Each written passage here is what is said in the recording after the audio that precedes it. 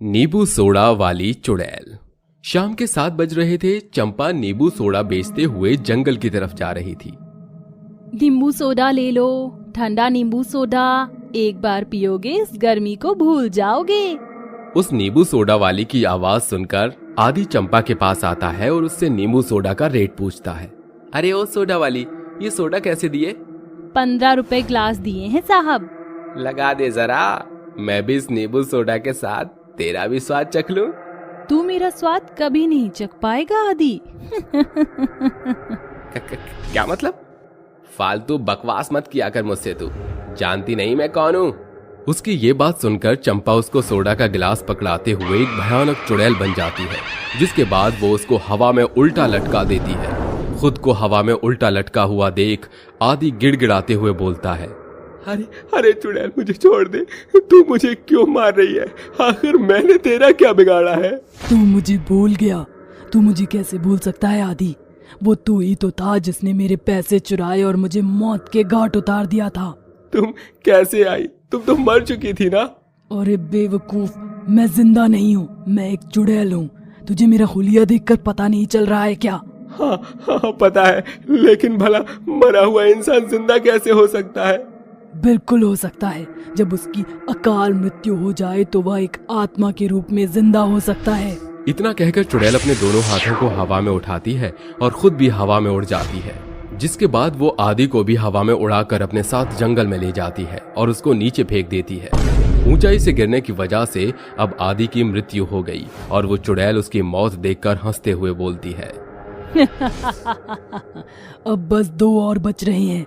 धीरे धीरे मैं उन्हें भी मारकर इस दुनिया से बुराई खत्म कर दूंगी।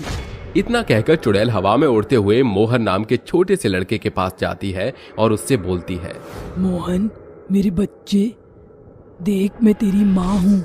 तुम मेरी मम्मी नहीं हो, मेरी मम्मी तो मर गई है। मेरी मम्मी कोई भूत नहीं और तुम तो एक भूत हो, भूत।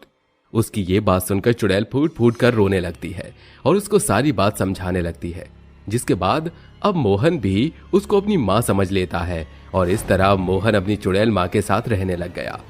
दिन के समय तो चुड़ैल मामूली औरत बनकर और अपनी पहचान बदलकर अपने बेटे का पालन पोषण करती और रात के समय वो एक चुड़ैल बनकर पापियों का नाश करती। ऐसे ही एक दिन की बात है। दिन के समय चुड़ैल एक मामूली इंसान बनके नींबू सोडा बेच रही थी।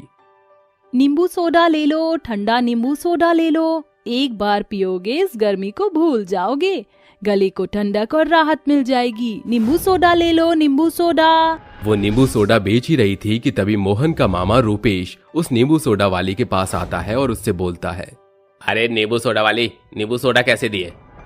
अपने भाई की आवाज सुनकर अब चंपा की आंखों में आंसू आ जाते हैं और वो आंखों में आंसू लिए बोलती है, भैया आपके लिए तो बिल्कुल फ्री है।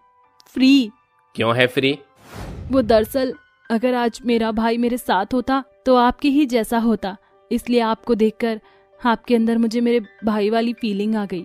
वैसे नींबू सोडा 15 रुपए ग्लास है, क्या मैं आपके लिए नींबू सोडा लगा दूं? हाँ बिल्कुल।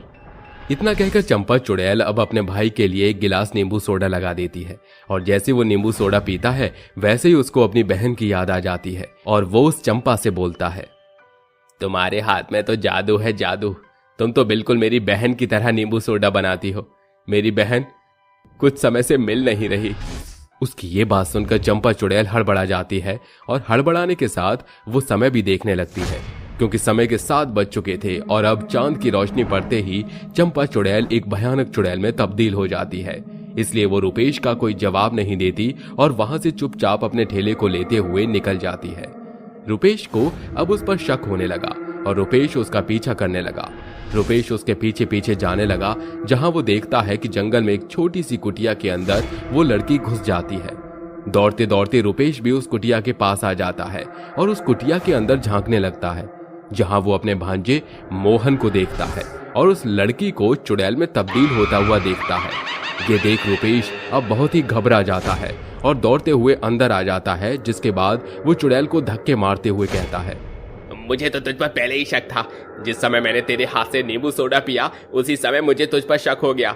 बता मेरी बहन कहाँ है, वरना आज मैं तेरा वो हश्र करूंगा जो तूने सपने में भी नहीं सोचा होगा। भैया मैं ही तुम्हारी बहन हूँ। ये कैसी बेहुदा बातें कर रही हो तुम? हाँ भैया, मैं सही बोल रही हूँ। मैं तुम्हें अपनी सारी सच्चाई बताती हूँ।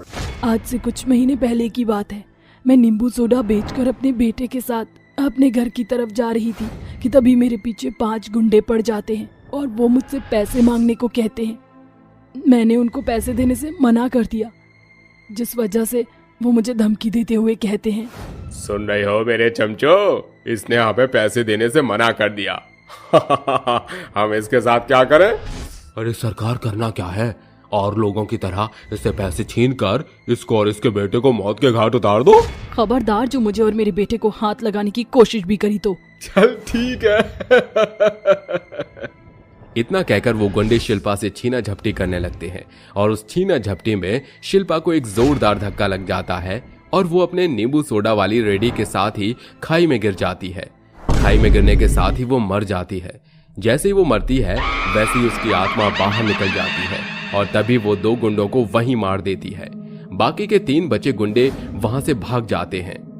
जब वो अपने बेटे को ढूंढ रही थी तब उसका बेटा उसको कहीं भी नहीं मिला।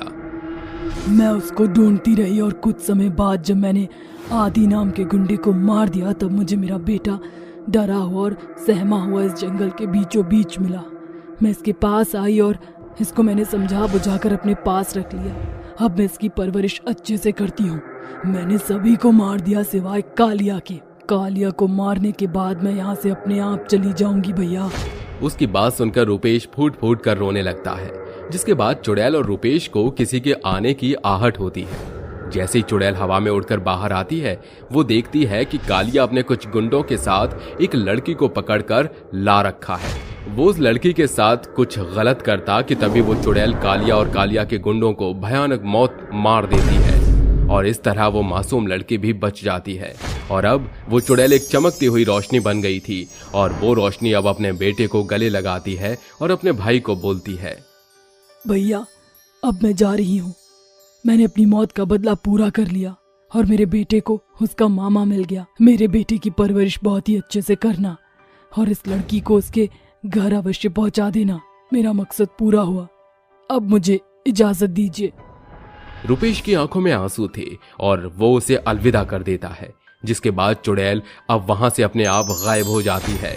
रुपेश अब उस लड़की को उसके घर छोड़ देता है और मोहन को लेकर शहर पहुंच जाता है, जिसके बाद मोहन अपने मामा के साथ खुशी से